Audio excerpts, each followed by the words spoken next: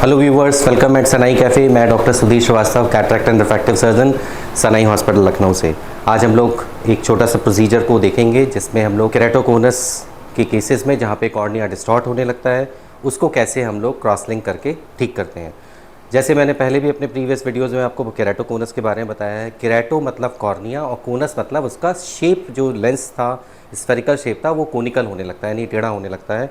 और उसकी बहुत सारी कारण होते हैं। ज़्यादातर रीज़न हमारी लाइफस्टाइल से रिलेटेड होते हैं।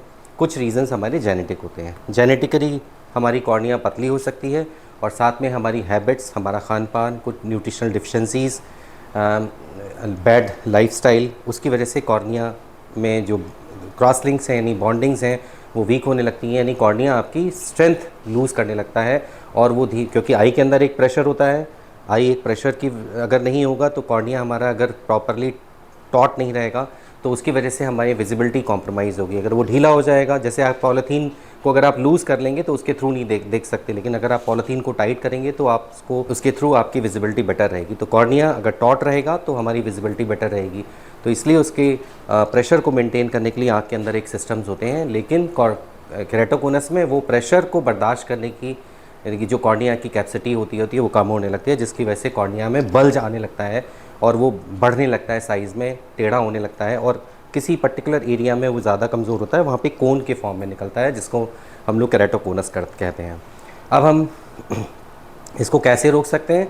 तो रोकने के लिए कुछ सप्लीमेंट्स, हमारी हैबिट में, लाइफस्टाइल में चेंजेस, टाइम से सोना, टाइम से उठना, सनलाइट का एक्सपोजर बहुत ज़रूरी है, क्योंकि विटामिन डी डिफिशिएंसी एक बहुत बड़ा कारण पाया गया है आपके कॉर्निया की स्ट्रेंथ को लूज़ करने में। कुछ डिफिशिएंसीज़ विटामिन B6, B12 रिलेटेड भी होती हैं। कुछ इन्फेक्शंस, इन्फ्लेमेशंस यानी एलर्जीज़ भी कारण होती हैं, जिसकी वजह से आप आइज़ को रब करते हैं, वो भी एक एक्स्ट्रा प्रेशर क्रिएट करता है, जिसकी वजह से हमारा कॉर्निया का शेप चेंज होता है। तो ये सारी चीज़ों को भी टारगेट करके जो भी कारण होते हैं उनको हम लोग दूर करते हैं। सप्लीमेंट्स हम लोग देते हैं, हैबिट्स को ठीक करने के लिए कहते हैं, नेचुरल फूड्स, लाइव फूड खाने के लिए कहते हैं। और साथ में जब कॉर्निया को रोकने के लिए हम लोग एक प्रोसीजर करते हैं जिसको कॉर्निया क्रॉस लिंकिंग कहते हैं, या C3R भी कहा जाता है। कॉर्निया क्रॉस लिंकिंग में हम जैसे कॉटन के कपड़े को अगर हम कलफ लगा दें या स्टार्च दें तो वो स्टिफ हो जाता है, उसी तरह से कॉर्निया में एक डाई का एक्सपोज़र, पहले हम कॉर्निया की एपिथेलियम यानी स्किन को हटाते हैं, फिर हम एक डाई को कुछ आधे घंटे तक कॉर्निया के ऊपर डालते हैं ड्रॉप से, जिससे कि कॉर्निया उस डाई को एब्जॉर्ब कर लेता है। और फिर एक लेज़र का एक्सपोज़र पर्टिकुलर पीरियड के लिए दिया जाता है, जिससे कॉर्निया के जो बॉन्डिंग्स हैं वो टाइट हो जाते हैं और क्रॉस लिंकिंग स्ट्रांग हो जाती है और बल्ज रुक जाता है। तो इस पूरे प्रोसीजर को कॉर्नियल क्रॉस लिंकिंग कहते हैं। आज हम लोग एक छोटा सा वीडियो इसमें देखेंगे कि कैसे प्रोसीजर किया जाता है। मैं आपको दिखाऊंगा कि कैसे हम कॉर्निया के एपिथेलियम को रिमूव करते हैं, फिर डाई डालते हैं और कैसे हम लोग लेज़र लगाते हैं। ये बहुत टेक्निकली बहुत प्रोसीजर डिमांडिंग नहीं है, लेकिन इसकी प्लानिंग और किन पेशेंट्स में होना है ये बहुत इंपॉर्टेंट होता है। फिर से मेरी रिक्वेस्ट है सब लोगों से कि लाइफस्टाइल ज़रूर ठीक रखिए। ये यंगस्टर्स की प्रॉब्लम है। एक समय हम लोग को बहुत रेयरली पेशेंट देखने को मिलते थे, शायद उस वक्त डायग्नोस्टिक फैसिलिटीज़ भी उतनी नहीं थी, एक वो भी वजह थी, लेकिन पेशेंट्स भी कम होते थे। लेकिन आजकल सडनली हम लोग को बहुत यंगस्टर्स में कॉर्निया की प्रॉब्लम्स दिख रही हैं, जिसको हम लोग केराटोकोनस कहते हैं। चलिए प्रोसीजर को देखते हैं।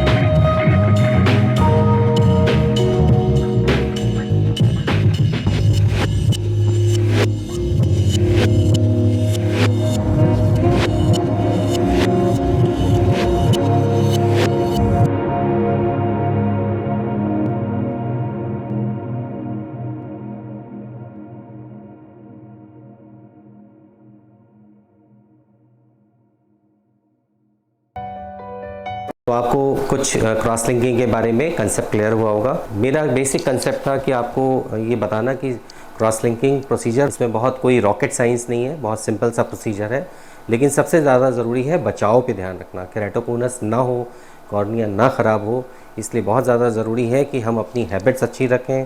हम लोग बार बार इसी पे एम्फेसाइज़ करते हैं, अपना खान पान ठीक रखिए, न्यूट्रिशनल सपोर्ट्स प्रॉपर रहने चाहिए, न्यूट्रिशनल कोई डेफिशिएंसीज़ नहीं होनी चाहिए।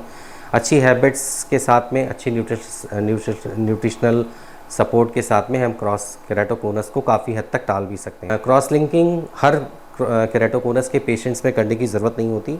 ये इम्पॉर्टेंट है कि जो प्रोग्रेसिव पेशेंट्स हैं उन्हीं में करा जाए। तो इसलिए जो भी केराटोकोनस के पेशेंट्स आते हैं उनमें अक्सर उनको ये लगता है कि मुझे तुरंत क्रॉस लिंकिंग करा लेनी चाहिए। ऐसा नहीं है।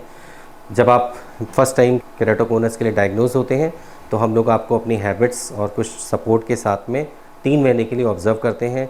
ये एक इंटरनेशनल प्रोटोकॉल है। 3 मंथ्स के बाद हम लोग फिर से एक टोपोग्राफी रिपीट करते हैं, ये देखने के लिए कि आपका केराटोकोनस यानी का जो प्रोग्रेशन है वो स्लो हो गया या स्टेशनरी है या वो प्रोग्रेस कर रहा है।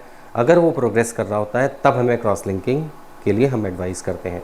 तो इसलिए सबसे इम्पॉर्टेंट है बचाव, और अगर केराटोकोनस है आपको और वो प्रोग्रेस कर रहा है तो क्रॉस लिंकिंग भी टाइमली कराना बहुत ज़रूरी होता है। और आई थिंक ये आज का वीडियो आपको केराटोकोनस और क्रॉस लिंकिंग के बारे में कुछ आपके कंसेप्ट क्लियर होंगे। फिर भी कोई सवाल है मुझसे पूछिए, मैं कोशिश करूँगा उनको आंसर करने के लिए। बहुत सारा अपना ध्यान रखिए, अपनी आँखों की केयर करिए, बड़ों की केयर करिए, छोटों का ध्यान रखिए और अपना भी बहुत ध्यान रखिए। नमस्कार।